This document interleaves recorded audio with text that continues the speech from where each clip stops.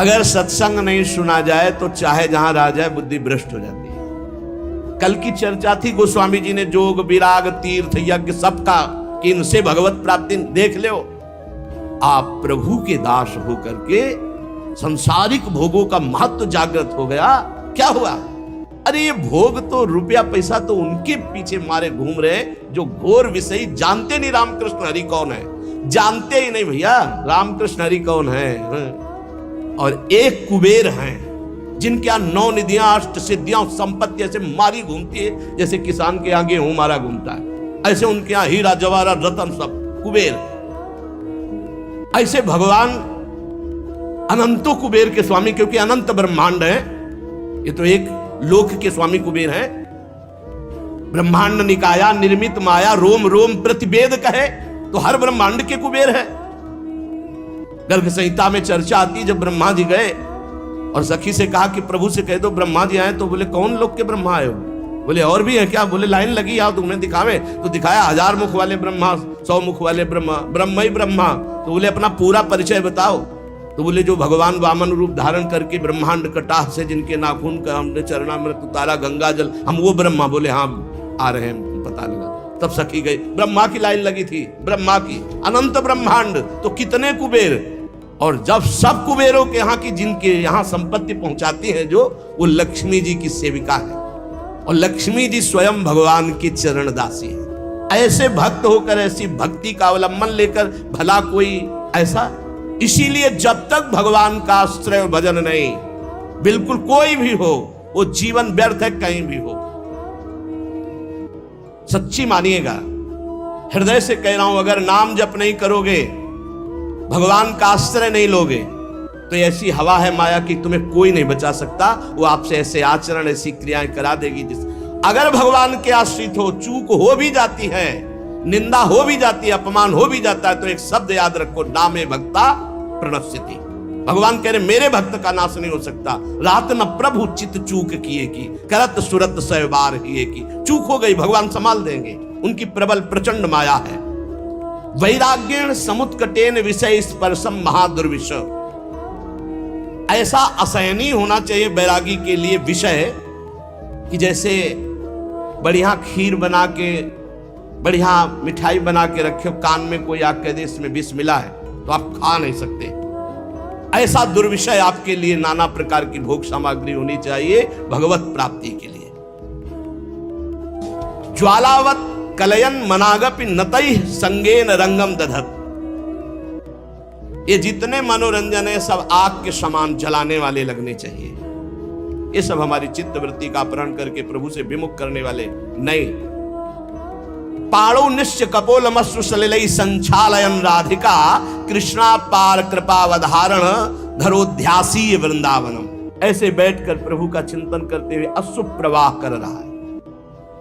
घोर वैराग्य से युक्त है, किसी विषय को विष के समान समझता है। कोई भी सुख मनोरंजन उसके लिए आग के समान जलाने वाला है। एकांत में बैठा हुआ हथेली पे कपोल रखे अश्रु प्रवाह करता हुआ हा राधा हा कृष्ण बार बार पुकार रहा है। और ऐसे भगवान के ध्यान में मगन जो है उसका जीवन धन्य है। चाहे वो वृंदावन में हो, चाहे वो किसी भी देश का वासी हो, कहीं भी रह रहा हो, जो भगवान के चिंतन में अश्रु प्रवाह करके निर्विषय चित्त से भगवान के ध्यान में तन्मय है, धन्याति धन्य उसका जीवन है। नैवालोकित लोकवेद, ना हमें लोक में देखना है किसी की तरफ अवलोकन। ये कैसा है? आप सच्ची मानिए, जो भक्त होता है वो क्रियाएं नहीं देखता है, भक्त कारण तत्व को देखता है। इसका कारण क्या? ये जो क्रिया हुई इसका कारण क्या है? बड़े बड़े महापुरुषों ने ये देख के निर्णय किया है कि संसार में कोई भी प्राणी ऐसा नहीं है जो केवल दोष युक्त ही हो, उसमें गुण भी है। और कोई भी गुणी ऐसा नहीं भगवान और भगवान के प्रेमी भक्त के सिवा छोड़कर जिसमें दोष ना हो। पक्का जड़ चेतन गुण दोष में विश्व कीन करतार।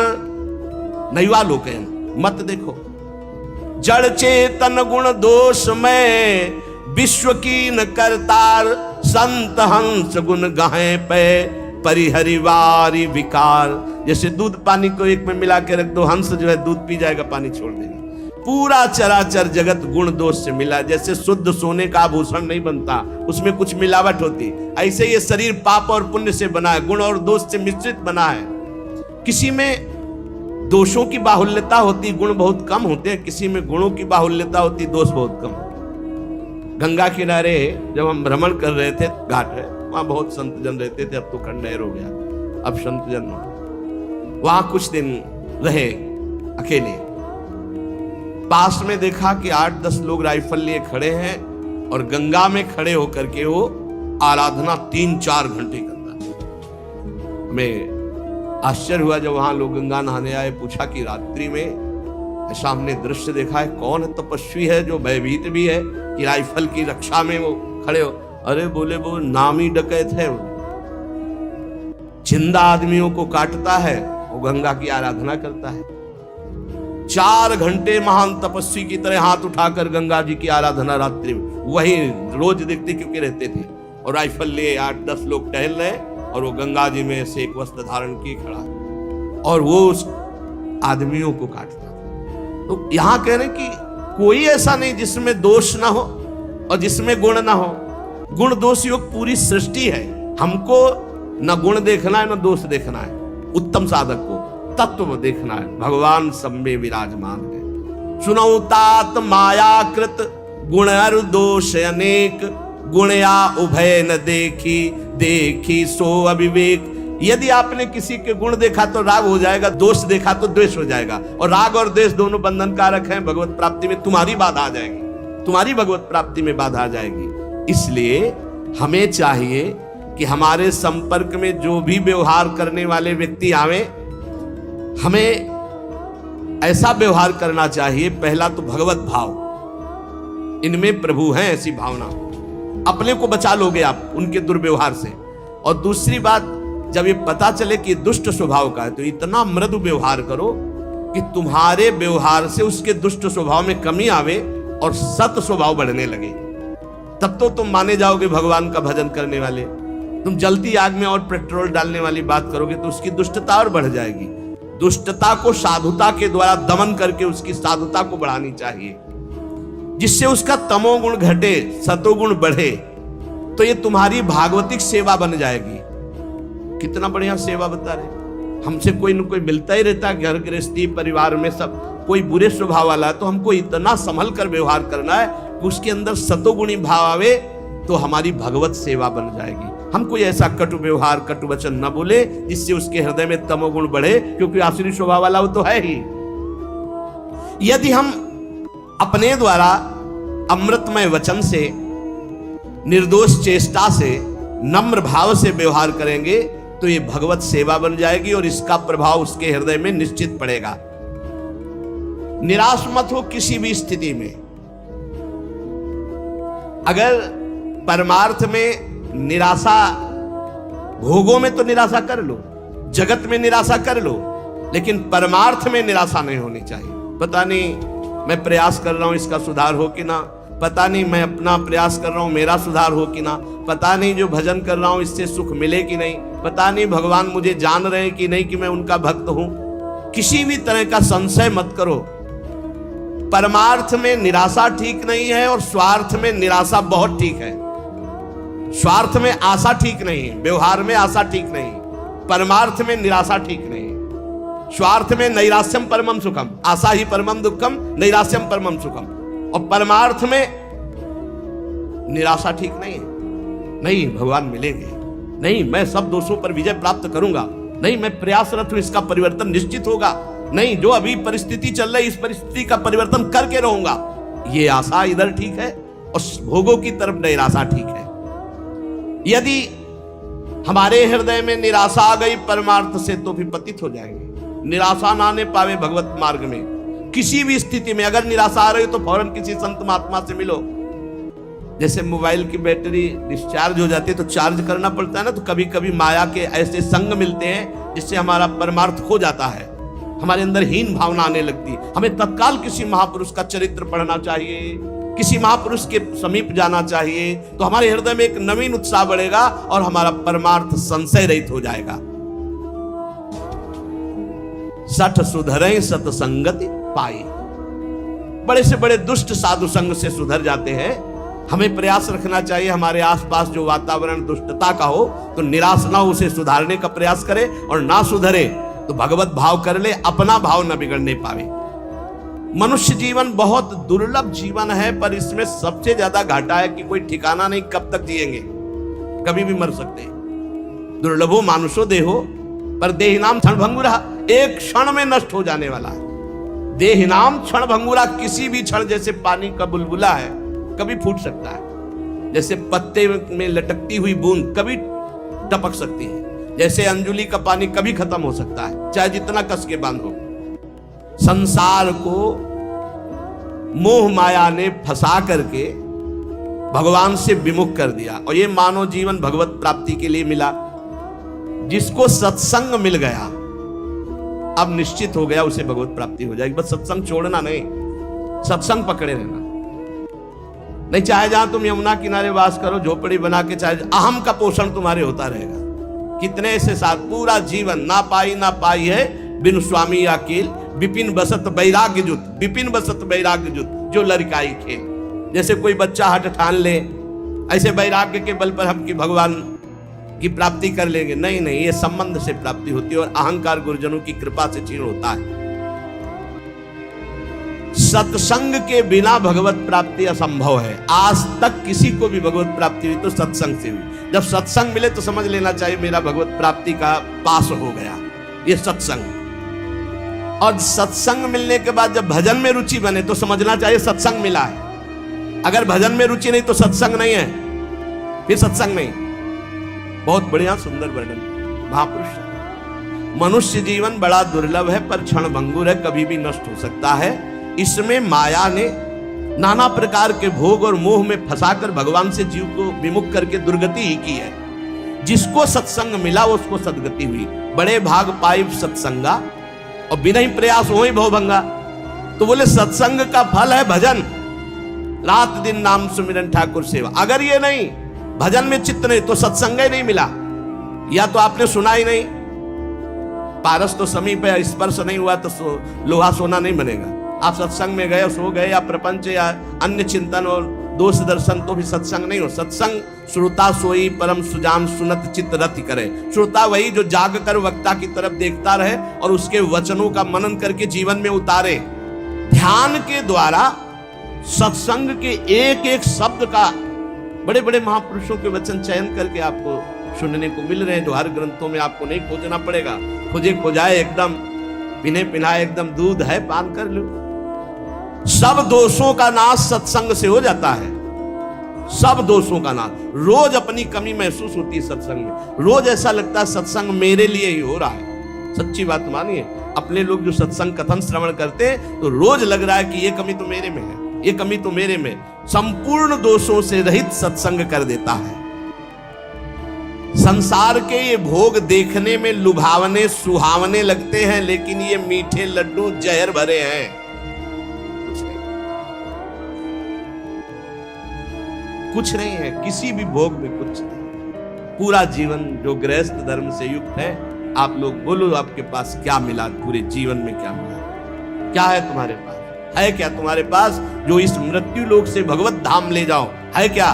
वो नाम, वो परोपकार, वो भगवत सेवा, समाज सेवा। अगर नहीं तो कुछ नहीं है आपके जीवन में, कुछ नहीं। यदि आपने किसी भूखे को भोजन नहीं पवाया, पानी नहीं पिलाया, किसी बीमार की दवा नहीं कराई, पशु पक्षी की सेवा नहीं, भगवान का नाम जप नहीं किया, ठाकुर सेवा, समाज सेवा, तो क्या जीवन तुम्हारा? धिक्कार जीवन। कुछ भी हो, खाली हाथ वही अपने कुकर्म का बोझा, पाप की गठरी लेकर जाओगे। अतएव विचारवान संतों के अनुभवयुक्त वाणी का सत्संग जो सुनो, उसे बिल्कुल अक्षरशः अपने जीवन में उतारो। भगवान कहते हैं कि ये शब्द स्पर्श रूप रस गंध में 5 ज्ञानेंद्रियां लेकर मन सदैव विचरण करता रहता है। अगर आप इनको भगवान को अर्पित कर दें तो बंधन मुक्त हो जाए, या ज्ञान से युक्त हो जाए तो। अभी परसों चर्चा की थी कि वो देखता हुआ, सूंघता हुआ, खाता हुआ, पीता हुआ भी कुछ नहीं करता। भगवान ज्ञान समुद्र श्री कृष्णचंद्र जो है, उन्होंने कहा नैव किंचित करोमित युक्तो मन्येत तत्वविद। जो तत्व को जानने वाला उपासक है उसको कोई कर्म नहीं बांध पाता। कैसे नहीं बांध पाता? वो कर्म करता हुआ भी नहीं बनता। वो कह रहे भगवान पश्यन, जिघ्रन, असनन, गच्छन, ग्रहणन, प्रलपन, विसर्जन, स्वपन, श्वसन, उन्मिशन, निमिशन, अप इंद्रियाण इंद्रियार्थेषु वर्तन्ते इति धारय। वो देखता हुआ, सुनता हुआ, छूता हुआ, सूंघता हुआ, खाता हुआ, चलता हुआ, ग्रहण करता हुआ, बोलता हुआ, मलमूत्र का त्याग करता हुआ, सोता हुआ, श्वास लेता हुआ, आंख खोलता हुआ, मूंदता हुआ, संपूर्ण इंद्रियां इंद्रियों के विषय में बरत रही हैं। इंद्रियां इंद्रियों के विषयों में है, पर वो कुछ नहीं कर रहा, उसे कोई भी फर्क नहीं पड़ेगा। ये है सिद्धावस्था। खाता पीता सोता जागता हंसता खिलता सब कुछ करता हुआ भी वो बंधन को प्राप्त नहीं होता। बोले कैसे? बोले पश्चिम श्रवण स्पर्शन से लेकर के उन्मिशन, निमिशन, नपी, यहां तक देखना, सुनना, स्पर्श करना, सूंघना और खाना, ये पांचों क्रियाएं हमारी नहीं है। बहुत ध्यान से सुनोगे, ये धारण करने योग्य बात है। चाहे भक्त हो चाहे ज्ञानी हो, दोनों में ये बात रहती है। देखना नेत्रेंद्री का कार्य है, पक्का पता है आपको। नेत्रेंद्री के सिवा आप देख नहीं सकते। आंख बंद हो तो भी जो हम देख रहे हैं अंदर, वो नेत्रेंद्री से देख रहे हैं। ये नेत्र गोलक है, इनके अंदर नेत्रेंद्री है। देखना नेत्रेंद्री, सुनना श्रोत्रेंद्री कान से, स्पर्श करना, स्पर्श का ठंडा गरम सुखद दुखद, ये त्वगेंद्री त्वचा, और सूंघना ये घ्राणेंद्री, और स्वाद लेना मीठा खट्टा चरफरा रसना रसेंद्री। पांच ज्ञान इंद्रियों के द्वारा देखना, सुनना, स्पर्श करना, सूंघना और खाना होता, चखना, स्वाद। ये इंद्रियां रस ले रही हैं। आप इनके दृष्टा हैं, आप थोड़ी भोग रहे हैं। स्वाद आप नहीं ले रहे, रसेंद्री ले रही। पर जब आप स्वाद ले रहे होते हैं रसेंद्री में तन्मय होकर, तब आपको ज्ञान नहीं होता, और ज्ञानी को ज्ञान रहता है वर्तमान में। जब इंद्री कह रही है बहुत मीठा है, तो उसका दृष्टा मात्र है कि रसेंद्री को अनुभव रहा है, मेरा विषय नहीं। नेत्रेंद्री कह रही बहुत घृणित है ये रूप, या बहुत सुंदर है रूप, उस समय ज्ञानी देख रहा है कि बाह्य रूप को देख रही नेत्रेंद्री, मैं नहीं, ये नेत्रेंद्री का विषय है। उपासक में तो इतना ज्ञान तो होना ही चाहिए कि जो इंद्रियां इंद्रियों में बर्ताव कर रही हूं, मैं नहीं कर रहा हूं। पर लाखों उपासक में कोई दो चार ऐसा चिंतन करता होगा, नहीं तो उस समय तन्मय होगा, ये बहुत मीठा है, आज हमने बहुत सुंदर प्रसाद पाया, बहुत आज स्वादिष्ट, आज बहुत बढ़िया इत्र था। भेद नहीं कर रहा हो, अभेद दृष्टि से इंद्रिय शरीर इनमें तो दुर्गति, नासवान में अभेद भाव और सच्चिदानंद से भेदभाव, बड़ा सूक्ष्म विषय। तो देखना, सुनना, स्पर्श करना, सूंघना, खाना, ये पांचों क्रियाएं नेत्रेंद्री, श्रोतेंद्री, त्वचा, घ्राणेंद्री और रसेंद्री, इनसे होता है। अब चलना, ग्रहण करना, बोलना और मलमूत्र का त्याग करना, ये कर्मेंद्रियों से होता है। चलना पादेंद्री, कुछ पकड़ना, ग्रहण करना, छोड़ना, हाथों से हस्तेंद्री, बोलना, इसी जबान में दो इंद्रियां, रसेंद्री और वाकेंद्री, एक कर्मेंद्री एक ज्ञानेंद्री। वाकेंद्री से बोलना होता है, और मल त्याग गुदा द्वार से होता है, और लघु शंका त्याग जनेंद्री से होता है। ये पांच कर्मेंद्रियां हैं। कर्मेंद्री और ज्ञानेंद्रियों को हम जानने वाले, हम कर्मेंद्री और ज्ञानेंद्री नहीं है। लेकिन जब सोच लगती है तो आप तदात्म होते हैं कि मुझे मल त्याग करना है, और ज्ञानी को सोच लगती है तो वो भी शौचालय जाता है, और उसको पता है कि मुझे नहीं, ये कर्मेंद्री का विषय है, ये वेग आया है, सुविधा है। और जो इस भाव से भी ऊपर उठ गया उसे अवधूत स्थिति कहते हैं। सोना निद्रा ये अंतःकरण की क्रिया है, अपनी नहीं। जैसे देखना, सुनना, स्पर्श करना, सूंघना, खाना है ज्ञानेंद्री, और चलना, ग्रहण करना, बोलना, मल और मूत्र का त्याग, ये 5 क्रियाएं 5 कर्मेंद्री से। तो जो नींद है ये अंतःकरण का विषय है, ये अपना विषय नहीं है। श्वास लेना ये प्राणों का विषय, अपना विषय नहीं, जो मैं का विषय नहीं। बहुत सुंदर अगर समझ में आ जाए।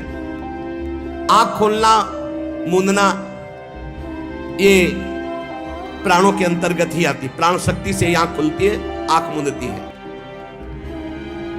ज्ञानेंद्रियां, कर्मेंद्रियां, अंतःकरण, प्राण, उप प्राण, ये मैं नहीं हूं। मैं भगवान का अंश, निर्मल, आप्त काम, पूर्ण काम, चेतन, सहज सच्चिदानंद हो।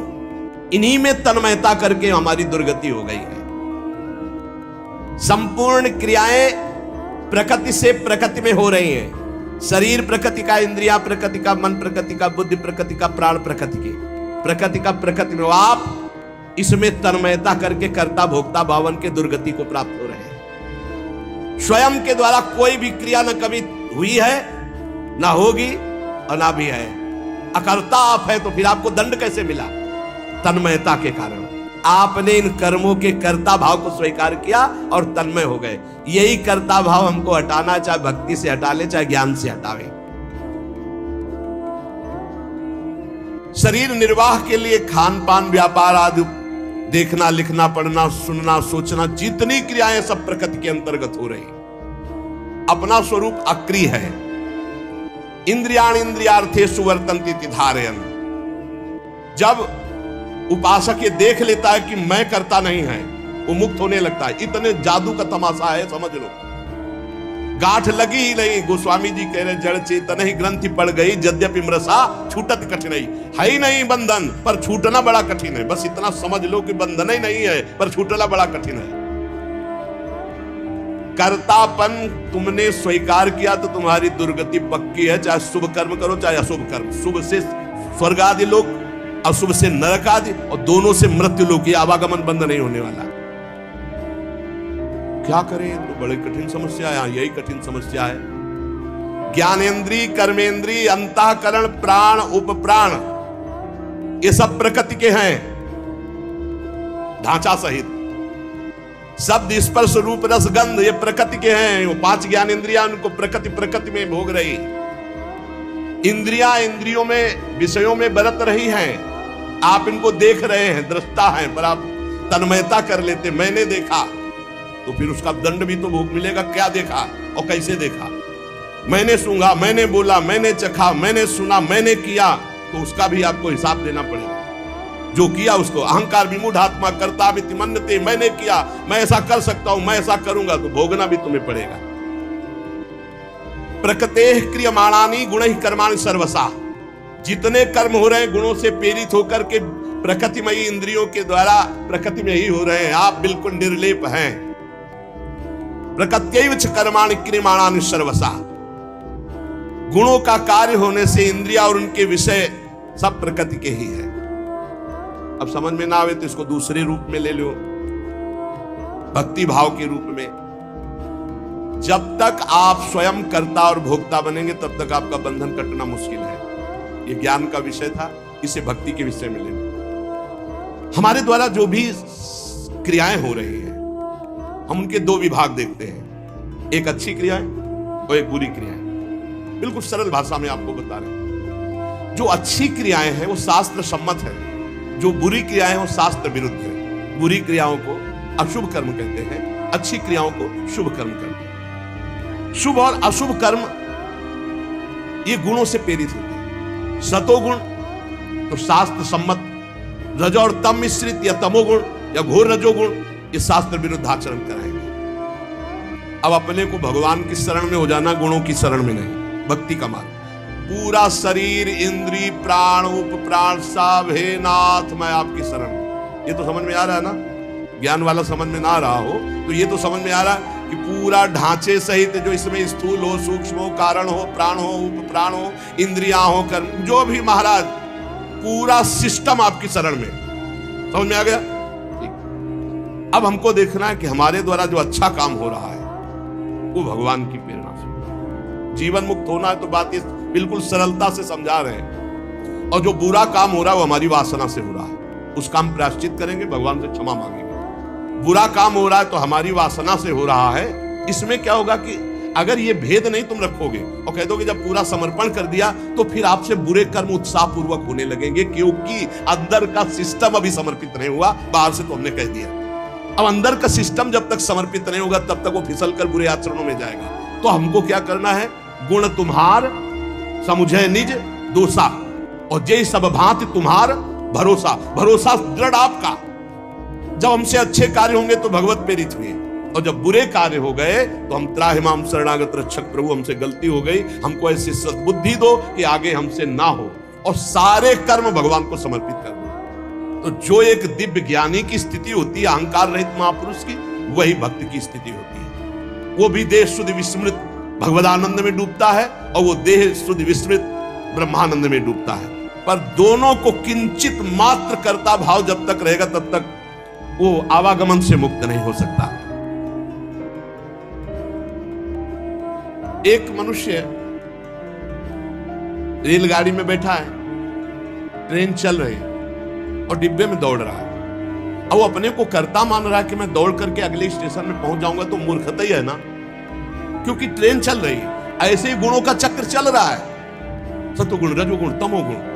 गुण प्रवाह जीव से जबरदस्ती कार्य करवा रहा है। तमोगुण आया तो निद्रा, आलस्य, प्रमादोत्थम, जो नहीं करना चाहिए वो सब कर्म करने में जुट जाएगा। प्रमादोत्थम, प्रमाद का मतलब होता है करने योग्य कर्म को ना करना, और ना करने योग्य कर्म को करना, इसे प्रमाद स्थिति कहते हैं। अब वो समझ रहा मैं कर रहा हूं। रजोगुण आया, काम आदि दोष भारी, वो समझ रहा मेरे में आ गए, मैं कर रहा हूं। सत्वगुण आया तो समझ रहा मैं कर रहा हूं, दया आदि।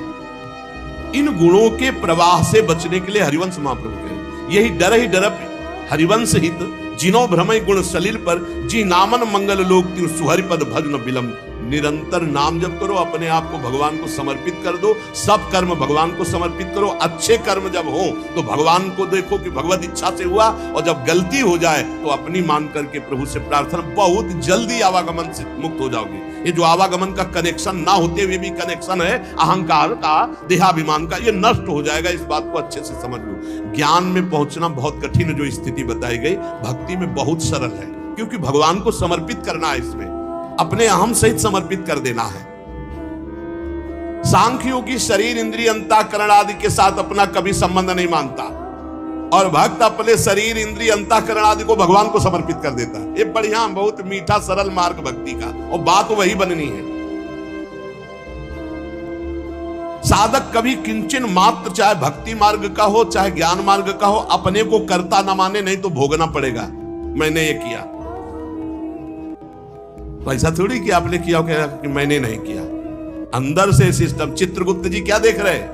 अंदर जहां तुम्हारी सोच है, ये भोगा जाए तो बहुत आनंद मिलेगा। तो लिख गया, कर्ता ने भोगने की इच्छा की, और ये अब क्रिया बाद में होगी, पहले वो लिख गया, पूरा चित्रण हो गया। क्रिया तो बाद में होगी, पहले अंदर सोच होती है, उसी सोच को लिखते हैं चित्रगुप्त जी। उसी सोच में भगवान का भजन चल रहा है तो भक्त उसी समय जलन पैदा, अरे कैसी बात आ गई, वहां लिख गया।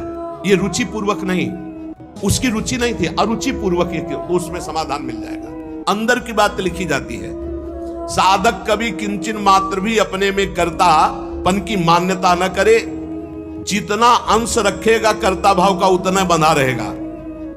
अपने में कर्ता भाव ना रहे, चाहे वो ज्ञान मार्ग का साधक हो चाहे भक्ति मार्ग। भक्ति मार्ग का साधक कैसे बोलता है? श्री जी की इच्छा से आज परिक्रमा हो गई, श्री जी की इच्छा से आज ऐसा, आज श्री जी की इच्छा थी कि दर्शन करने जाए तो बिहारी जी के दर्शन कर आए। श्री जी की इच्छा, अपनी इच्छा को, अपने कर्ता भाव को प्रभु के चरणों में मिला देता है। भगवान की इच्छा, प्रभु की इच्छा, एक मार्ग तो पकड़ लो, हर कर्म समर्पित, कहीं भी कर्ता भाव नहीं, कहीं भी अभिमान की बात नहीं, मैंने देखा, मैंने किया नहीं, प्रभु की इच्छा से देखा, प्रभु की इच्छा से हो गया। अपने कहीं करता नहीं, अपना तो प्रभु के चरणों में समर्पण। अब देखो, ब्रह्मण्याधाय कर्माणि संगम त्यक्त्वा करोति यः लिप्यते न सा पापेन पद्म पत्र मिवाम्भसा। जैसे जल में कमल का फूल लेता है, एक बूंद पानी नहीं, ऐसे वो भक्त, ऐसे वो ज्ञानी संसार में रहता है, एक भी कर्म का फल नहीं। कर्माणि श्रुति बोधितानि नितराम कुर्वन्तु कुर्वन्तु मा।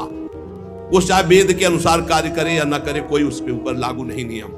वो विषयान ग्रहणन्तु मुंचन्तु विषय भोगे या विषय त्याग दे, क्योंकि वो ऐसी अवस्था को प्राप्त हो चुका है। ब्रह्मण्याय कर्माणि संगम त्यक्त्वा करोतिया। जो भक्त संपूर्ण कर्मों को, पीछे ज्ञान का तो आगे उसी को बता रहे, जो भक्त संपूर्ण कर्मों को भगवान में अर्पित कर देता है, उसकी आसक्ति नष्ट हो जाती है। वो कर्म करता हुआ भी जल से कमल के पत्ते की तरह पाप से लिप्त कभी नहीं होता। पूरे संसार का हतन हो जाए तो भी उसे पाप नहीं लगेगा। ऐसा महान ये योग है। शरीर, इंद्रिया, मन, बुद्धि, प्राण ये तुम्हारे नहीं हैं। अब भक्ति में देखिए इसे, ये भगवान के रचे हुए हैं, वो भगवान के हैं। मान लो जैसे ज्ञान में अभी वर्णन कर रहे थे, ये प्रकृति के हैं, प्रकृति में बरत रहे। अब यहां भक्ति में है ये श्लोक का अर्थ।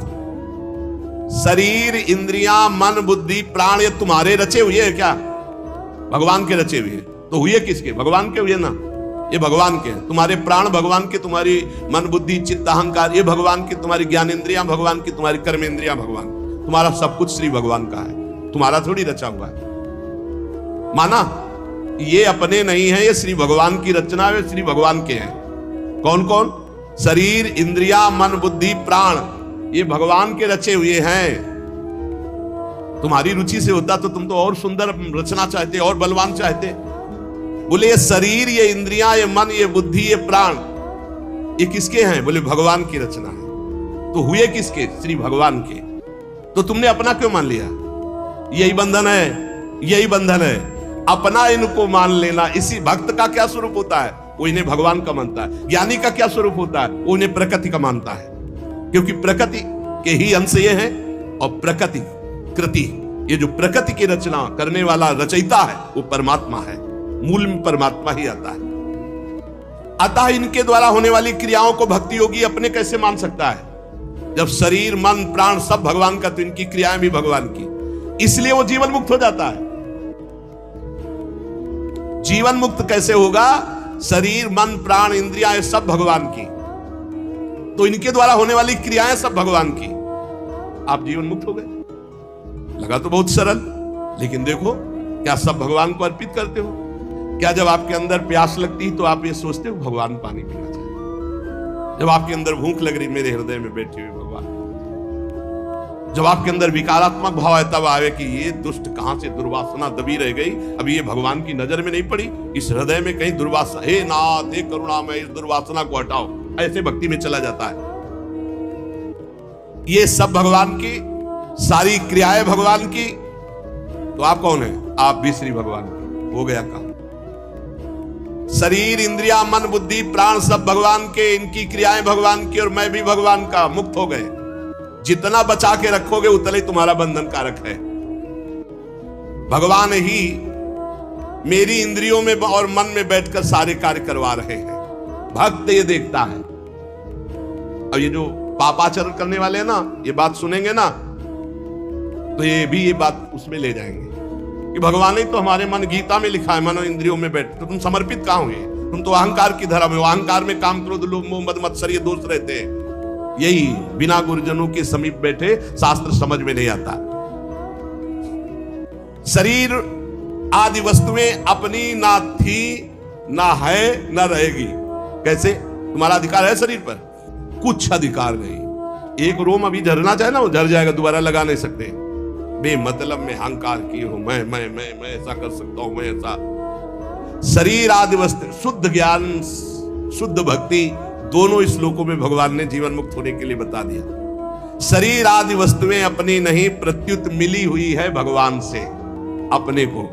किस लिए? सत्कार्य करने के लिए। सत्कार्य करने के लिए। सरकारी गाड़ी बंगला है, ये सरकार का काम करने के लिए मिला है। ये कुछ दिन के लिए मिला, फिर छीन लिया जाएगा। ना ये पहले था तुम्हारा, ना बाद में रहेगा, बीच में दिया गया, छीन लिया जाएगा। ये केवल भगवत प्राप्ति के लिए मिला है।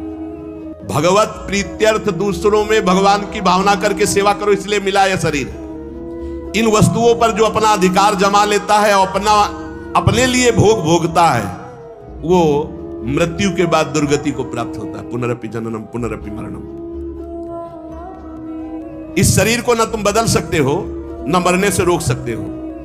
यह शरीर एक नियत समय के लिए आया है और इस समय में तुम भगवत प्राप्ति के लिए कार्य कर लो। क्या? कुछ नहीं करना। ये जो सब है इनको समर्पित कर दो। चदरिया जैसी की तैसी धर दीनी, ये लो महाराज हमसे नहीं होने वाला।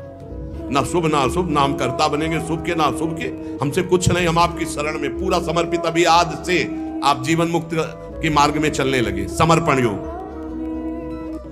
ईमानदारी से भगवान की वस्तु भगवान को समर्पित कर दो और कुछ नहीं करना। मस्त।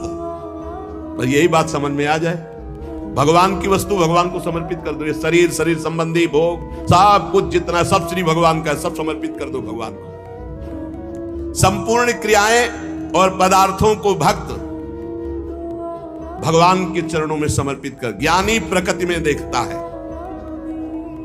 प्रकृति और संसार दोनों के स्वामी भगवान है, अतः क्रियाएं और पदार्थ भगवान को अर्पण कर दो। कोई भी पदार्थ बिना भोग लगाए मत खाओ। कोई भी क्रिया करो उसको भगवान को अर्पित करो, क्योंकि ये शरीर, मन, प्राण, बुद्धि, इंद्रियां सब श्री भगवान के। ऐसी भावना में रहो। अभी जीवन मुक्तता की तरफ बढ़ने लगोगे, अभी निर्विकार होने लगोगे। जब इनको प्राण, इंद्रिय और मन को भगवान का देखोगे तो निर्विकार हो जाओगे। जब अपना मानोगे तो भिखारी हो जाओगे। संगम त्यक्त्वा करोतिया। किसी भी प्राणी, पदार्थ, शरीर, इंद्रिय, मन, बुद्धि, प्राण, क्रिया, किसी में संग मत करो। न प्राणों का संग, न इंद्रियों का संग, न बुद्धि का संग। उस समय देखो असंग। तुम अलग हो, ये अलग है, पर तुम अलग नहीं देख पाते, इन्हीं में मिल जाते हो। आकर्षण, खिंचाव, लगाव, महत्व, ममता, कामना।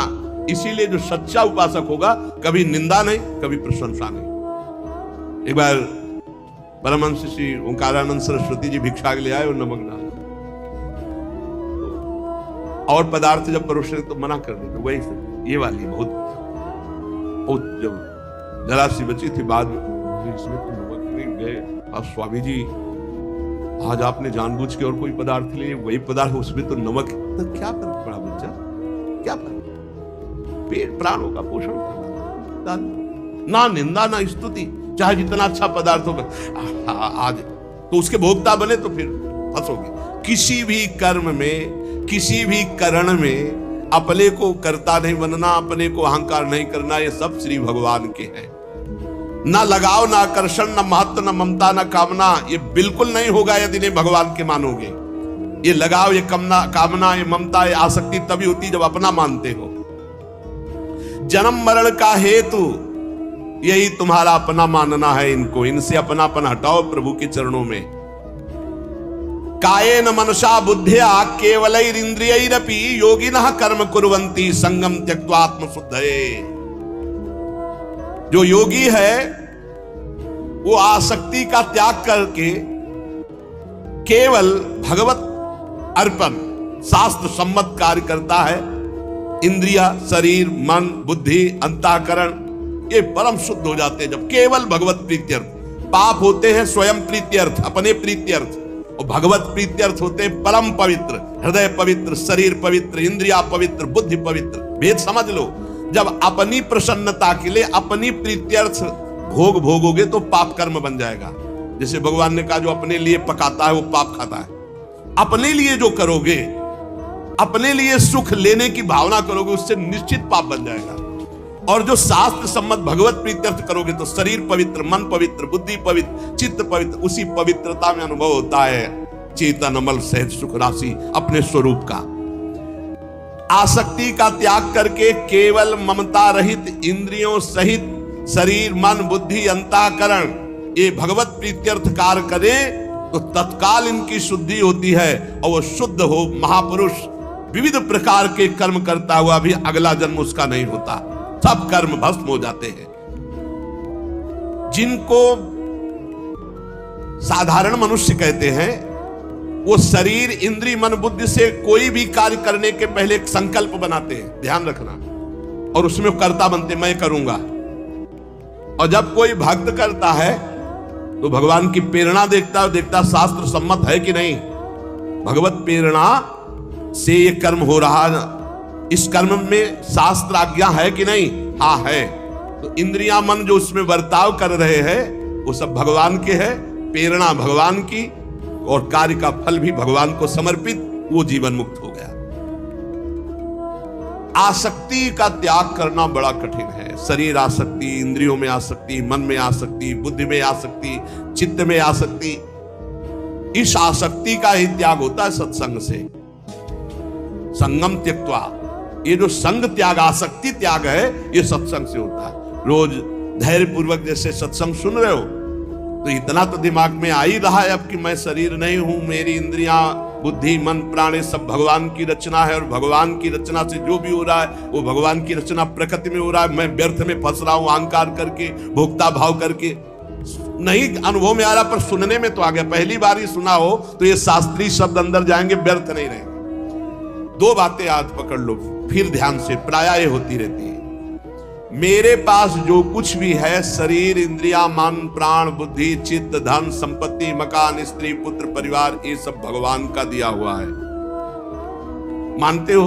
अंदर से देखो भगवान का ही दिया हुआ है। ये भगवान की दी हुई वस्तु मैं भगवान को समर्पित करता हूं। तो दीयम वस्तु गोविंदम तुभ्यमेव समर्पयामि। हे भगवान, आपके द्वारा दी हुई सब कुछ, नाथ सकल संपदा तुम्हारी, नाथ सकल संपदा तुम्हारी, और मैं सेवक समेत सुतनारी। और रात दिन भगवान का भजन करने की चेष्टा करो। राधा राधा राधा। बहुत कठिन है संसार से मुक्त होना। दो पद्धति में, एक तो स्वीकार करना पड़ेगा, या ज्ञान योग और या भक्ति योग। तो भक्ति योग बहुत सरल योग है, इसमें सब साधन भगवान को और सब करण भगवान के है, बस इतना समझना है। सब करण भगवान के हैं, चाहे इंद्रियां हो, चाहे अंतःकरण हो, चाहे पदार्थ हो, बाहर भीतर जो कुछ श्री भगवान की रचना। और मैं भी भगवान का हूं, भगवान का अंश हूं। तो मैं सहित सब कुछ भगवान को समर्पित और भगवान का नाम जब, इस जन्म में पक्का भगवत प्राप्ति हो जाएगी। ज्यादा समझने की जरूरत नहीं। ज्ञान में तो बहुत बहुत समझने की जरूरत है। अगर उसमें चूक हुई तो दूसरा बचाने वाला नहीं, इसमें बचाने वाला है। करो सदा तिनके रखवारी, जिम बालक राखे महतारी। युक्ता कर्म फलम त्यक्त्वा शांति मापनोति नैष्ठिकीं, अयुक्ता काम कारेण फले सक्तो निबध्यते। जो योगी है वो फल का त्यागी होता है, कर्म का त्यागी। कर्म जो आया उसको किया और फल वो भगवान को समर्पित कर दिया। कर्म भी भगवान को समर्पित कर दिया। पर कर्म त्यागी का मतलब मैं ये कर्म क्यों करूं जब मुझे फल की आकांक्षा नहीं। नहीं, कर्म करना चाहिए। गृहस्थ में हो तो अपने अपने धर्मानुसार जो आपको कर्तव्य कर्म मिला है, विरक्त हो तो अपने अपने धर्मानुसार जो आपको कर्तव्य कर्म मिला है। भगवान ने कहा मेरे लिए कोई कर्म नहीं, फिर भी मैं कर्म करता हूं। सबको कर्म करना चाहिए, पर कर्म फल में भगवान के ऊपर उसको समर्पित कर देना चाहिए। कर्म फल में समान भाव रखना ये योगी का लक्षण है, और कर्म फल में वो कर्म अभिमानी पुरुष का लक्षण कि ये फल मिला, नहीं मिला तो अश्रद्धा हो गई, अशांति हो गई। लेकिन जो योगी है वो सुख दुख के समय कृत्वा लाभा लाभो जया जय, चाहे हानि हो, चाहे लाभ हो, चाहे जय हो, चाहे पराजय हो, चाहे सुख हो, चाहे दुख हो, उसमें समान भाव रखता। क्यों? कर्म फल की आशा ही नहीं की, हमें तो केवल कर्म करने का आदेश था। उसको कर्म किया, शास्त्र सम्मत, फल तो भगवान को समर्पित है। कर्म करना और कर्म फल की त्याग वृत्ति रखना तो तत्काल शांति प्राप्त होना शुरू हो जाएगी। देखो कितना आनंद है। हम कर्म फल चाहते ही नहीं, हमें करना है, हमें भजन करना है, हमें साधन करना है, हमें अपने अपने जो कर्म है वो करने, वो फल की तरफ भगवान देखे। जो ही प्यारो करे सोई मोहि भावे। अभी शांति। युक्ता कर्म फलम त्यक्त्वा शांति मापनोति नैष्ठिकीं। जितना जलन, जितनी अशांति फल को लेकर के है। कर्म को लेकर सावधानी नहीं है, फल को लेकर है। फल में बोले अब हमें भगवान से श्रद्धा हो गई तो तुम्हारा ही पतन होगा, भगवान का थोड़ी वहां कुछ होना, तुम्हारा ही पतन होना है। सकाम मनुष्य कामना के कारण फल में आसक्ति हो जाती है, इसलिए वो बंधता है, जलता है, दुर्गति को प्राप्त होता है। देखो, संचित कर्मों के अनुसार प्रारब्ध बनता है और प्रारब्ध के अनुसार मनुष्य का जन्म होता है। और मनुष्य जन्म में जो नए कर्म होते हैं, नए कर्म संस्कार बनते हैं, वो तुरंत उठकर संचित में चले जाते हैं। भोगना तो प्रारब्ध ही पड़ता है, शुभ और अशुभ। कर्म फल की आसक्ति त्याग कर दो तो संचित भी भस्म हो जाएंगे और नए कर्म संचित में जाके जमा नहीं होंगे और प्रारब्ध भोगकर भगवत प्राप्ति हो जाएगी। प्रारब्ध भोगना पड़ेगा, ये कमर कस लो। ये जो तुम्हें कह रहे हैं कि हम नष्ट कर सकते हैं छूछा से, भगवान बोल रहे हैं, जगत गुरु बोल रहे हैं, हम नहीं बोल रहे। प्रारब्ध भोगना पड़ेगा, अवश्य में भोक्तव्यम कृतम कर्म शुभा शुभम। भूल भुलैया में मत फंसो, तुक्का जम जाता है कभी कभी। तुम्हारा प्रारब्ध अच्छा आ गया और तुम हमारे पास आए, तुम्हारा काम बन गया, बोले बाबा से काम बन गया। बाबा से काम नहीं बना, तुम्हारा प्रारब्ध काम बना दिया, तुम्हारा पुण्य काम कर गया। जो कर्म फल की आसक्ति का त्याग कर देता है उसके कर्म भस्म हो जाते, भुने हुए चने के समान, फिर बीज नहीं देते, फिर वो बंधन कारक नहीं होते। जैसे भुना हुआ चना है, अब ना उसमें अंकुरण होगा, ना पेड़ होगा, ना उसमें बीज होगा, जड़ से खत्म हो गया, अब उसमें कोई सत्ता नहीं। तो जो कर्म फल की आशा ना रख करके केवल भगवत प्रीत्यर्थ किया जाता है, वो उसे बांध नहीं सकता, उसे जन्म मरण में नहीं पहुंचा सकता। नहीं तो चाहे शुभ कर्म हो, अच्छा कर्म हो या बुरा कर्म, उसे जन्म मरण में फंसा देगा। कर्म फल 4 प्रकार के होते हैं। एक होता दृष्ट कर्म फल, और एक होता अदृष्ट कर्म फल, और एक होता प्राप्त कर्म फल, और एक होता अप्राप्त कर्म फल। दृष्ट कर्म फल कहते हैं वर्तमान में किए जाने वाले नए कर्मों का फल जो तत्काल प्रत्यक्ष मिलता दिखाई देता है। जैसे कीर्तन के आनंद मिल रहा है, सत्संग किया आनंद मिल रहा है, कोई भूखा है अपना भोजन पवा दिया, तत्काल आनंद मिल रहा है। कोई अपने लिए पदार्थ लेने जा रहा, देखा बीमार है, उसके पास दवाई की व्यवस्था नहीं, चलो आज हम भूखे रह जाएंगे, पैसा बीमारी में दे दिया, उसमें लगा, तो जो हृदय शीतल हुआ वो दृष्ट कर्म फल, इतना महान कर्म कि तत्काल आनंद प्रदान करता है। और अदृष्ट कर्म फल वर्तमान में किए जाने वाले नए कर्मों का फल जो अभी तो संचित रूप से संग्रहित होता है, आगे जन्म में मिलेगा जाकर के।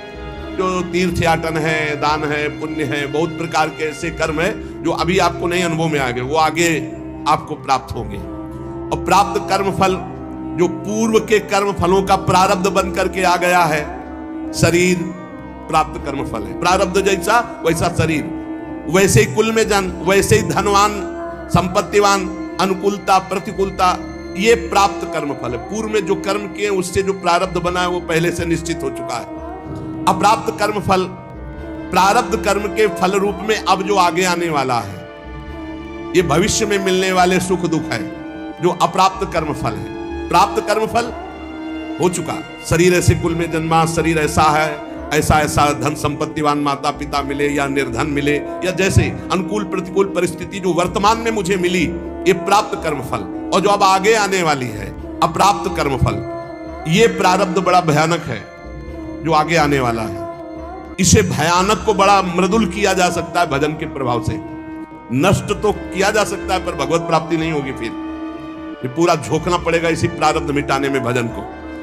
प्रारब्ध भी हम भोग ले और भगवत भी प्राप्ति हो जाए, तो भजन से प्रारब्ध जो 100% आपको दुख देने वाला है, वो 10% आके भुगता के 90% नष्ट हो जाएगा, 10% भोगना पड़ेगा और चला जाए। भजन का बड़ा प्रभाव होता है। 12 वर्ष का गलित कुष्ठ 24 घंटे में भुगता के चला गया। 12 वर्ष कहां और कहां 24 घंटे। भजन से अप्राप्त कर्म फल को, जो आने वाला प्रारब्ध है, उसे रोका जा सकता है, उसे कम किया जा सकता है, उसे मिटाया भी जा सकता है। पर जो भगवत प्राप्ति करना चाहते हो मिटाने में नहीं फंसते, उसे भोग लेते हैं और भगवान की प्राप्ति करते हैं।